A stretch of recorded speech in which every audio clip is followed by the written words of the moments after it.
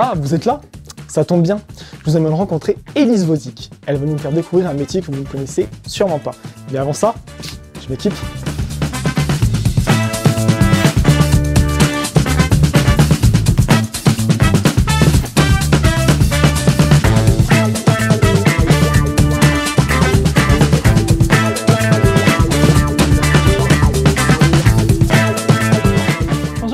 Bonjour Elise. Bienvenue aux archives de l'Isère. Merci beaucoup. Mais attends, c'est quoi cet accoutrement là? Bah quoi, t'aimes pas? Bah c'est pas ça, mais en fait c'est pas très adapté pour être archiviste. Enfin, je pense qu'on va pouvoir dépoussiérer un petit peu ton image du métier.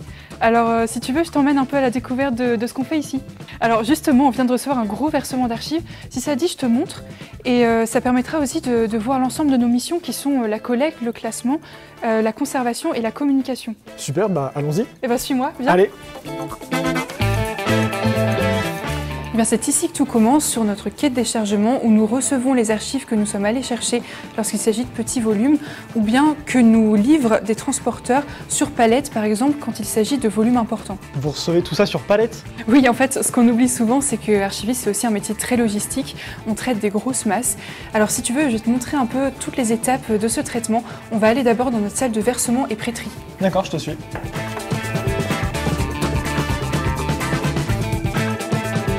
Alors Florian, ici on est dans la salle de versement qui peut illustrer notre première mission qui est la collecte et le conseil aux producteurs d'archives. Mais qui sont-ils exactement?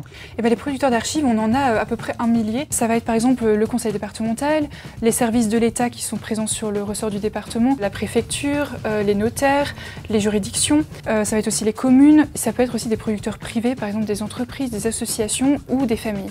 Et vous gardez tout ça ici? On va du coup déterminer quels sont les documents qui ont vocation à être conservés pour leur valeur historique. Pour te donner une idée, ça va représenter à peu près 5% de tout ce qui est produit par tous ces producteurs. En quoi consiste exactement votre rôle de conseil? Bien, ces producteurs, on va les former à la gestion et à l'archivage, autant papier que numérique. On va les assister dans leur demande d'élimination et les aider à préparer leur versement. Alors on a pu faire le tour de la pièce. Moi j'ai besoin de quelques instants pour préparer des documents pour tout à l'heure. Je te laisse regarder un petit peu et on se retrouve dans quelques instants en salle de classement, ok? En salle de quoi?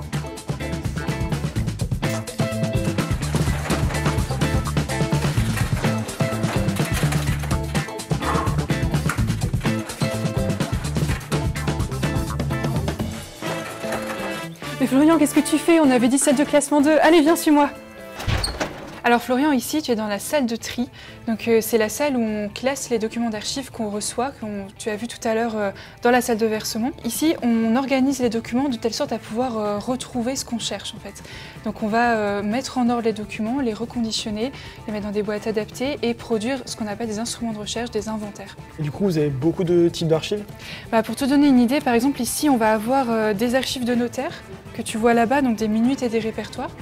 Derrière moi, tu peux voir des archives communales qui nous sont confiées par les communes de moins de 2000 habitants. Alors les archives, c'est du papier, mais pas seulement, ça peut être aussi plusieurs supports différents, des cassettes, des diapos, des bobines, mais on peut également avoir des archives numériques.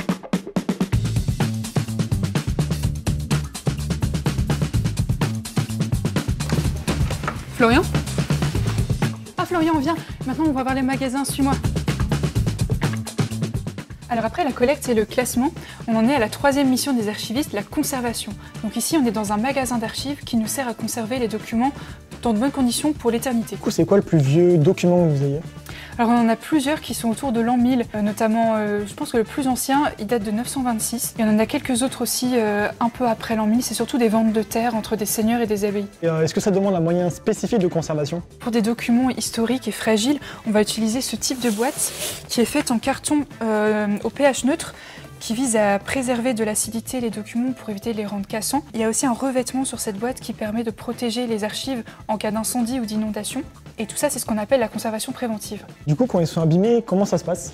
C'est ce qu'on appelle la conservation curative ou la restauration. Donc ici, dans ce bâtiment, on dispose d'un atelier de restauration et de reliure qui sera bientôt en fonctionnement et qui permettra de restaurer les documents anciens abîmés ou bien de restaurer aussi des reliures. Donc les documents, ils sont classés, protégés, mais ils sont fermés dans une pièce, il faut badger pour y accéder. Après ça, vous en faites quoi? Alors on ne les laisse pas enfermer tout le temps. Le but, c'est d'ailleurs notre 4e mission qui s'appelle la communication, c'est de rendre accessible au plus large public possible les archives qu'on conserve ici. D'ailleurs, toi, l'autre jour au téléphone, tu m'as parlé de tes recherches généalogiques sur ton arrière-grand-mère qui travaillait chez le Sucru. En fait, c'est une entreprise qui est vraiment emblématique du département. Et viens voir, je t'ai réservé une surprise. Non, c'est vrai? Ouais.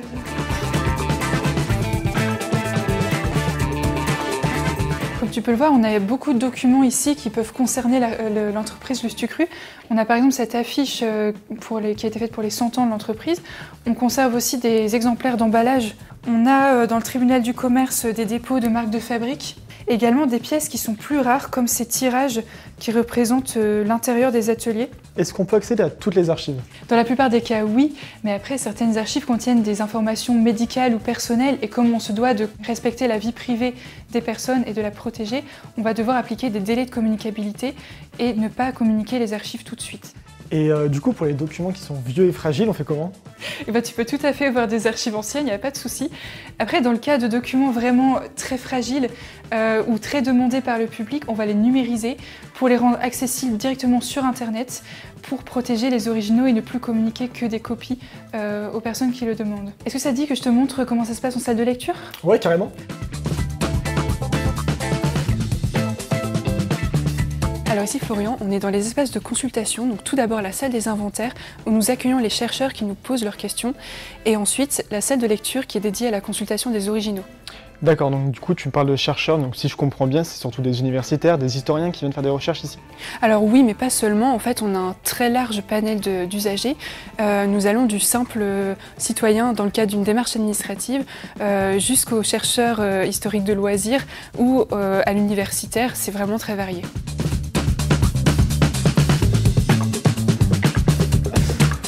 En tout cas, je tenais à te remercier Élise pour cette visite de ce superbe bâtiment et de ton métier vraiment très intéressant. Attends, t'as pas encore tout vu parce qu'en fait, je t'ai pas parlé de la valorisation. On essaie de s'ouvrir au plus large public possible et on dispose maintenant de cet équipement qui permet de le faire. On a par exemple l'auditorium pour accueillir des journées d'études, des conférences. On a la salle d'exposition pour des expositions temporaires. On organise aussi des ateliers, des visites guidées, bref, plein de choses. Donc j'espère te revoir très bientôt. Avec plaisir.